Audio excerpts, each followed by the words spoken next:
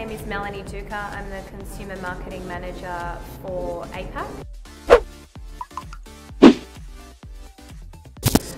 Today I've been sharing some of the highlights of the India Teens Tweens Technology Report for 2014.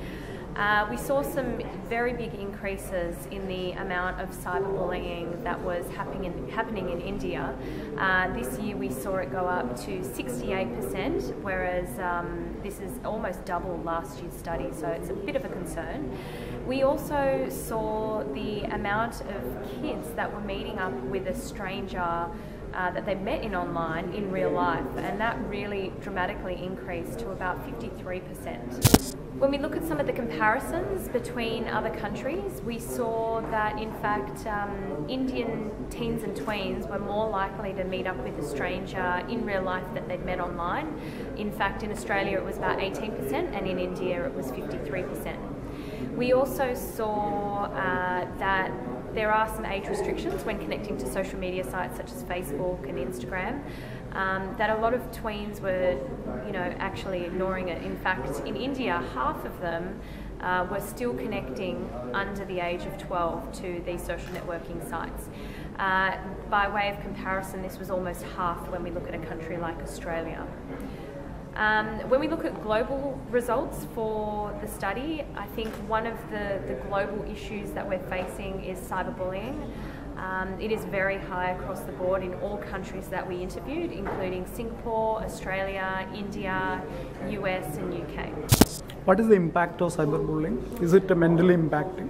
There is a huge impact to cyberbullying on a child's psychology.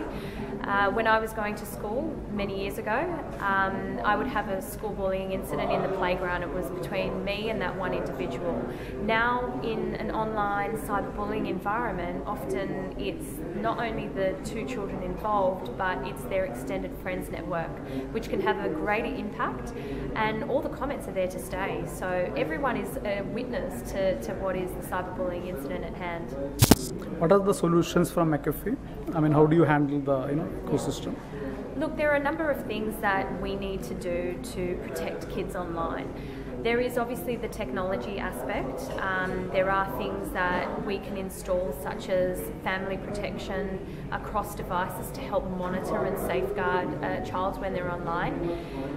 The other big portion is education and communication by the parents and by the schools. It is very, very critical that we have that proactive discussion, because as we saw in the research, almost half of parents are not having any discussion whatsoever with their kids about how to stay safe online, and that's really critical.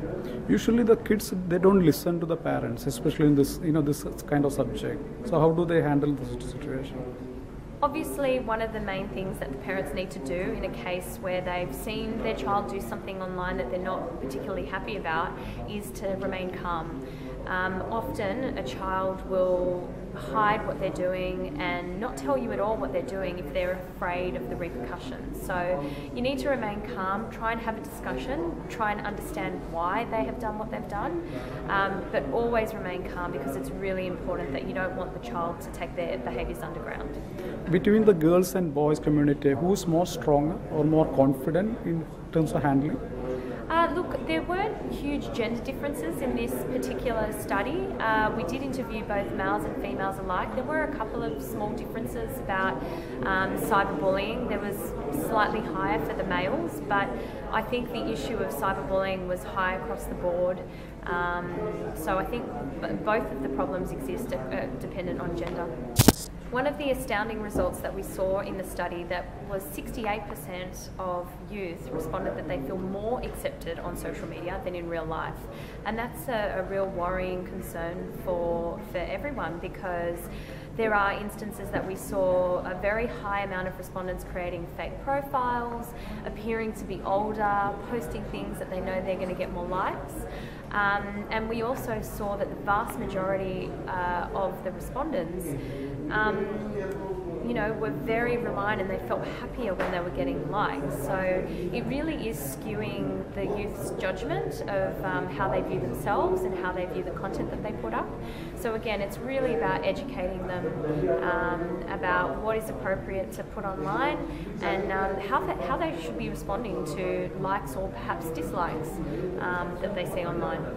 Do you suggest them getting out of Facebook or YouTube? No, I definitely don't suggest getting out of Facebook or any other social networking site, to be honest. The reality of the situation is that we're connected everywhere. We're connected on our smartphones, our tablets, our schools, and this trend is only going to get bigger and bigger.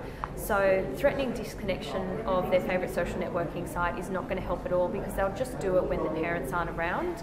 So I highly recommend that it's better to educate and put parental software in place if that's what step you need to take, but never threaten disconnection of the site. Just help teach them how to be a good digital citizen instead.